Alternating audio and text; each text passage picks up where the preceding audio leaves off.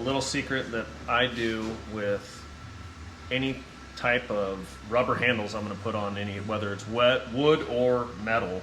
A good trick is to use an aerosol hairspray, because it acts as a lubricant to put the tool on, and then as soon as the hairspray dries, it's sticky, it's very tacky, so then the handle doesn't want to slide off.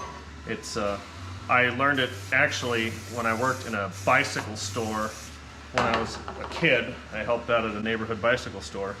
You slide your handles on, and if you use it on your bike, they're actually quite difficult to get off, and these things are extremely difficult to put on without the hairspray. But in, I don't know, 15 minutes time, that thing will want to be stuck on there like glue.